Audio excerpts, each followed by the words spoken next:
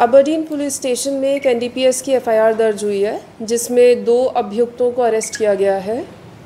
Total गांजे की recovery 2.85 kilogram हुई है और 15 ग्राम मेथएम्फेटामीन की बरामदगी करी गई है। इस क्रम में एफआईआर 21 मई 2024 को दर्ज करी गई थी।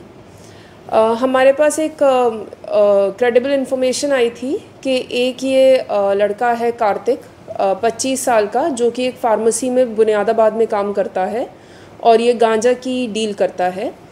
क्रेडिबल इन्फॉर्मेशन पे पुलिस ने रेड करी कार्तिक के घर पे, जो मिडिल पॉइंट में है, जहाँ से 250 ग्राम गांजा और 15 ग्राम मेथएम्फेटामीन की बरामदगी करी। इसके बाद एफआईआर दर्ज करके जब पूछताछ करी गई तो इसमें पता चला कि कार्तिक ये नशे का काम अपने एक दोस्त महेश के साथ मिलकर करता है। इस इन्फॉर्मेशन पे हमें ये भी पता चला कि जो कार्तिक का मेडिकल स्टोर फार्मेसी में जो लॉकर है, उसमें इन्होंने कुछ और मात्रा में गांजा भी रखा हुआ था। पुलिस टीम इस सूचना पे रेड करने के लिए गई, जहां से हमें एक बैग में 2.6 केजी गांजे की और बरामदगी हुई। साथ ही में जो कार्तिक का साथी महेश था, वो भी फार्मेसी से ये गांजा बरामद करने की कोशिश कर रहा था, लेने की कोशिश कर रहा था। तो सूचना मिलने पर हमने महेश को भी पकड़ा और इस क्रम में महेश को भी इस एफआईआर में अभियुक्त बनाया गया है। महेश पे 2022 में अबरडीन थाने में एक एनडीपीएस की एफआईआर पहले भी हो चुकी है, जिसमें 900 ग्राम गांजे के साथ महेश को पकड़ा गया था। अभी इन्वेस्टिगेशन और पूछताछ जारी है। ये पूरी कार्रवाई अबरडीन में इस समय इंचार्ज एसएचओ हैं इंस्पेक्टर मिथुन कटोनिया, इनके साथ एसडीपीओ साउथ अंडमान के चार्ज में योगिता शर्मा हैं। इनकी अगुवाई में पूरी कार्रवाई करी गई और जैसे इन्वेस्टिगेशन आगे बढ़ेगी तो अगर और कोई हमारी कोई इन्फॉर्मेशन प्रकाश में आती है तो आपके साथ शेयर किया जाएगा। साथ ही में मैं ये भी बताना चाहूँगी कि साउथ अंडमान पुलिस नशे की ये जो हमारे द्वीपों में एक प्रचलन चल रहा है, इसको पूरी तरीके से ख़त्म करने के लिए बेजोड़ कोशिश कर रही है।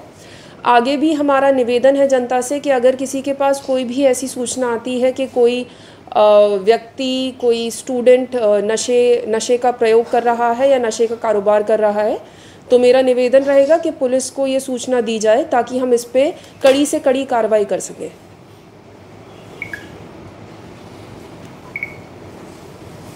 इस पे 2022 में एक एनडीपीएस की एफआईआर अबरडीन थाने में रजिस्टर हो चुकी है। हाँ, वो पेंडिंग ट्रायल है, ट्रायल चल रहा है उस पर। जी जी जी। वो कितना ग्राम गांजा? जी जी बड़ा है जी। मैम, पूछताछ में इनका सोर्सेज पता चला? जी, ये मेनलैंड से लाते थे, इतना अभी हमें पता है, बट जैसे इन्वेस्टिगेशन आगे बढ़ेगी तो हम इनके सोर्स तक और पहुंचने की कोशिश कर रहे हैं। अभी अगेन द सेम क्वेश्चन, हम हर प्रेस कॉन्फ्रेंस में यही बात पूछते हैं कि मेनलैंड से लाते हैं तो there's only two ways, either by ship or by the flight. Right. तो क्या चेकिंग में कुछ लूप होल्स है जो इन लोग ऐसे पार कर पाते हैं? देखिए, जो एयरपोर्ट से आती है उसकी चेकिंग सीआईएसएफ के पास है, तो हम सीआईएसएफ के साथ कांस्टेंट कोऑर्डिनेशन में है। एक एनकॉर्ड की मीटिंग भी होती है जिसमें मल्टीपल एजेंसी साथ में बैठ के कोऑर्डिनेशन एफर्ट्स करती हैं, जिसमें coast guard, CISF, police, navy, सारे लोग साथ में मिलते हैं। तो कोशिश जारी है। मे भी कुछ लूप होल हैं तो उनको कवर अप करने की पूरी कोशिश करी जा रही है। ऑल्सो टेक्नोलॉजिकली अभी अगर कोई ऑर्गेनिक मटेरियल आ रहा है तो एक्सरे मशीन में डिटेक्ट करना नामुमकिन है। जी, तो ये एक्सरे मशीन्स में डिटेक्ट नहीं होता है, तो जिस वजह से ये चीज़ें द्वीपों में आ जाती हैं। जी, इसमें 2 ड्रग्स का जो है बरामदगी हुआ है, तो क्रिस्टल मेथ का बरामदगी हुआ है, वो भी क्या मेनलैंड से इंपोर्टेड था या वो अभी पूछताछ अभी उसमें चल रही है। अभी उसका सोर्स का जैसे इन्वेस्टिगेशन होगी तो हमें पता चलेगा। अभी इस पे आई कैन नॉट कमेंट। हम जो इंटर आइलैंड जो ट्रांसपोर्टेशन है उसका सिक्योरिटी जो आउटर आइलैंड्स में है वो अंडमान निकोबार पुलिस ही देखती है। तो हड पे एक मतलब बहुत बड़ा सोर्स है क्रिस्टल मेथ का, तो हडबे में क्यों नहीं आप लोग जो है स्निफर डॉग्स वगैरह तैनात करते हैं, ताकि जो भी पैसेंजर वहाँ से मतलब आ रहे हैं पोर्टब्लेयर की तरफ, उनको कम से कम चेक किया जा सके ताकि वो वहीं पे रहे और उनको आप वहाँ से पकड़ें। अंडमान निकोबार पुलिस ने अभी कुछ नए स्निफर पपीज़ प्रोक्योर करे हैं जिनकी मेनलैंड में अभी ट्रेनिंग हो रही है। जब एक बार उनकी ट्रेनिंग हो जाएगी तो जैसा आपका सुझाव है हडबे में भी उनकी तैनाती करी जाएगी। Right, thank you.